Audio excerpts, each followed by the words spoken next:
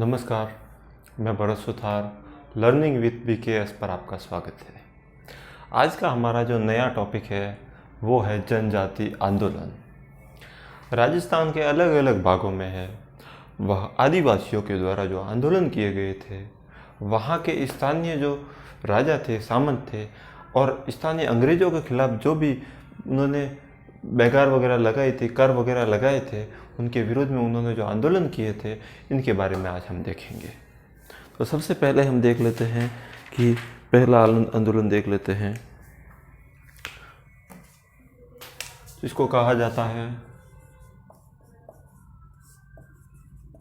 भगत आंदोलन कहा जाता है।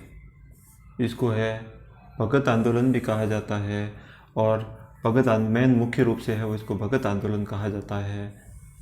अब बात आती है भगत आंदोलन है वो किन के द्वारा शुरू किया गया था। भगत आंदोलन है वह गोविंद गिरी के द्वारा यह आंदोलन शुरू किया गया था। गोविंद गिरी के द्वारा आंदोलन शुरू किया गया था। सबसे पहले अब गोविंद गिरी के बारे में देख लेते हैं। गोविंद गिरी का संबंध कहाँ से है और इनके संबंध में इम्पोर्टेंट प्रश्न क्या क्या बन सकते हैं, इनके बारे में हम एक बार से देख लेते हैं। सबसे पहले देख लेते हैं कि गोविंद गिरी का जन्म कब हुआ था। जन्म है वह लगभग 1858 ईस्वी के आसपास हुआ था। बात करते हैं ये कौन सी जाति के थे। ये है बंजारा जाति से थे। से थे। बात करते हैं इनके गुरु है वह राजगिरी थे, जो कि है वह कोटा बूंदी के महंत थे। गुरु का नाम है वह आता है राजगिरी आता है और ये कोटा बूंदी के है उस समय के सामंत थे। इस बात का आपको बात करना। इनके बाद में देखते हैं हम इसके सहयोगी कौन कौन रहे। इनके सहयोगी है मुख्य रूप से है वह सुरजी भगत इनके सहयोगी रहे थे। इसके अलावा है पुंजा धीर जी है वो उनके सहयोगी रहे थे। इन बात का भी आपको याद रखना है। सबसे पहले गोविंद गिरी के बारे में देख लेते हैं। गोविंद गिरी का जो जन्म है वह 1858 में बंजारा जाति में हुआ था। गुरु का नाम राजगिर था, सहयोगी सुरजी भगत और पुंजा धीर जी थे। अब यहाँ इनका जो जन्म है वह बांसिया या इसका एक और नाम आता है बेड़सा, जो कि आया हुआ है डूंगरपुर में है। वहाँ पर उनका जन्म हुआ था। बांसिया या बेड़सा कहा जाता है, जो कि डूंगरपुर में आया हुआ है। मूल रूप से है वो वहाँ के निवासी थे। अब बात आती है ये आंदोलन है वो कहाँ पर शुरू हुआ। एक एक पॉइंट के बारे में इसके बारे में देखेंगे कि आंदोलन है इसका प्रभाव है वह वागड़ क्षेत्र में पड़ा। इसका प्रभाव है वागड़ क्षेत्र में पड़ा था। इसमें एक तो आता है डूंगरपुर, बांसवाड़ा और वर्तमान में देखा जाए तो प्रतापगढ़ में इनका प्रभाव है वो सर्वाधिक देखने को मिला था। बात करते हैं स्टार्टिंग पॉइंट के बारे में देख लेते हैं। 1883 ईस्वी के आसपास है इन्होंने है वो संप सभा की स्थापना की थी। अब भगत है वो इनको कहा जाता है। बात आती है कि इस आंदोलन को है भगत का अर्थ है जो गोविंद गिरी के शिक्षाओं को मानने वाले व्यक्ति हैं, उसको भगत गिरी कहा जाता है। गोविंद गिरी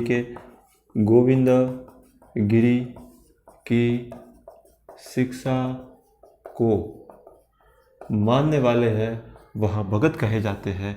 इसी प्रकार से सम का मतलब होता है कि आदिवासियों में एकता स्थापित करना। सम का मतलब होता है आपस में एकता स्थापित करना है। और इसमें आदिवासियों में है यह भील और मुख्य रूप से है भील जनजाति के द्वारा यह आंदोलन शुरू किया गया था। इनको संगठित करने के लिए आंदोलन शुरू किया गया था। स्थानीय सामंतों के द्वारा है बिलों पर जो है वो कर लगाया जाता था, इनसे वो बिगाड़ ली जाती थी। इसके कारण गुरु गोविंद गिरी ने है वह उनको जागरूक किया और आंदोलन के लिए प्रेरित किया। 1883 ईस्वी में है वह संघ सभा की स्थापना की जाती है।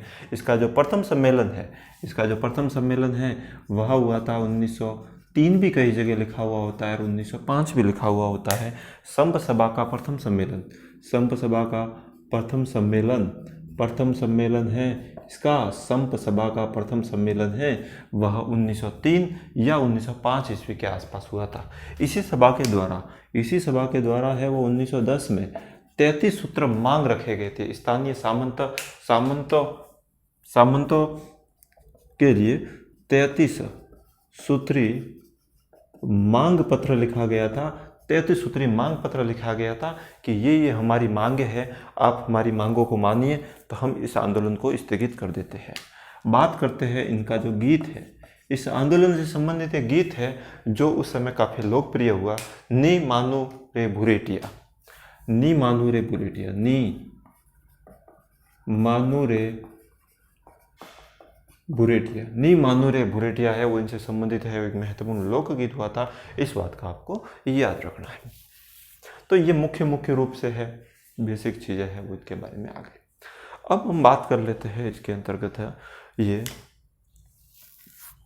सबसे पहली है वह इन्होंने ये पहले जो शिष्य थे, प्रथम शिष्य की बात में बात, प्रथम शिष्य थे कुरा या कुरिया है वो इनके प्रथम शिष्य थे। कुरा या कुरिया है वह इनके प्रथम शिष्य रहे थे।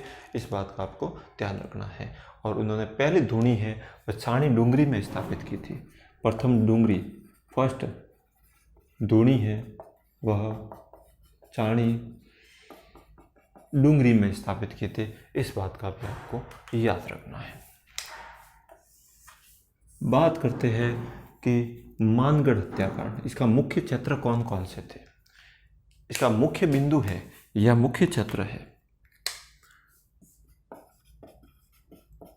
मानगढ़, जो कि आपके आया हुआ वर्तमान में है बांसवाड़ा में आया हुआ है। ये उनका मुख्य बिंदु था। इस आंदोलन का जो है मुख्य केंद्र है वो मानगढ़ धाम है, वो आता है बांसवाड़ा के अंतर्गत। अब बात आती है कि मानगढ़ हत्याकांड कब हुआ। मानगढ़ हत्याकांड है वह हुआ था, ये लगभग हुआ था 17 नवंबर 1913 में, जब गुरु गोविंद गिरी की अध्यक्षता में है लगभग 1000 भील है वो यहाँ पर एकत्रित हुए थे। और गुरु गोविंद गिरी है उनको है वह जागरूक कर रहे थे। तभी है वो दो प्रमुख मेजर सल्टन, एक नाम आता है मेजर सटन की अध्यक्षता वाली दो राइफल्स थी। एक तो थी बड़ौदा राइफल्स 108 बड़ौदा राइफल्स, और एक थी है सातवीं अहमदाबाद राइफल्स के सैनिकों ने है यहाँ पर अंधाधुंध गोलियां चला दी, जिसके कारण हजारों भील है वो यहाँ के शहीद हो गए थे। इस कांड की है वो सर्वत्र निंदा की गई थी। इसके बाद में है गुरु गोविंद गिरी को गिरफ्तार करके अहमदाबाद जेल में रख दिया गया था। और इस हत्याकांड को है वह राजस्थान का जलियांवाला बाग हत्याकांड कहा जाता है। इसको है राजस्थान का जलियांवाला बाग हत्याकांड कहा जाता है। बलियावाला बाग हत्याकांड ये इसको है वो कहा जाता है। और ये हुआ था 17 नवंबर 1913 के आसपास हुआ था मानगढ़ हत्याकांड, जिसमें हजारों भील है वो शहीद हुए थे।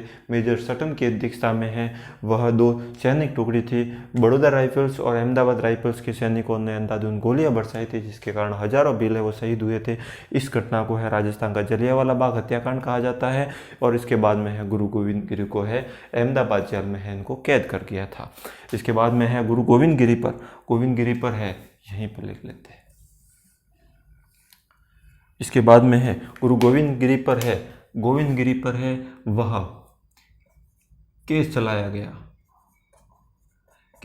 गया। इसमें गुरु गोविंद गिरी को है वह आजीवन सजा हुई थी, आजीवन है वह सजा हुई थी। लेकिन एक न्यायमूर्ति थे जिनका नाम था बोरो, वीपी बोरो जिनका नाम था, इसमें इन्होंने है वह इनकी सजा को है आरपी बारो, न्यायमूर्ति थे आरपी बारो। इन्होंने है इनकी सजा को कम करके है 7 साल का कर दिया और 1920 में है वह रिहा हो गए थे। तो अंतिम समय में है गुरु गोविंद गिरी ने अपना जो अंतिम समय में अपनी धुनिया है वह स्थापित की थी कंबोई, जो कि वर्तमान में देखा जाए तो गुजरात में आया हुआ है।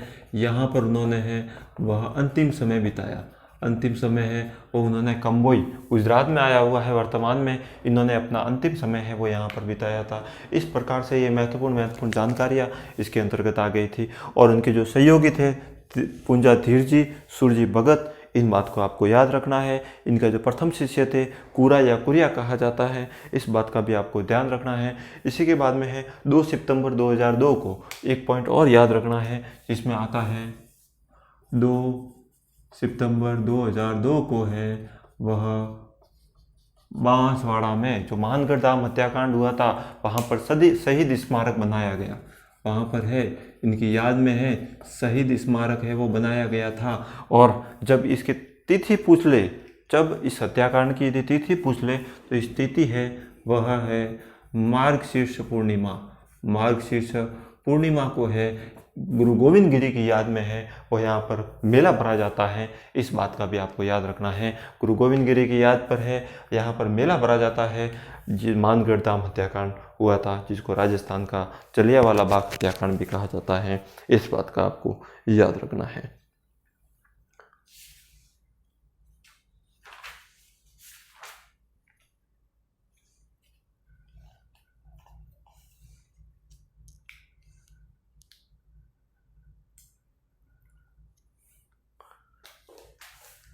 तो इस प्रकार से ये महत्वपूर्ण जानकारी है वो लगभग एक ही आंदोलन कह सकते हैं या फिर भगत आंदोलन कहा जाता है, गुरु गोविंद गिरी के द्वारा चलाया गया था। इस आंदोलन के बारे में महत्वपूर्ण जानकारी है वो दे दी है।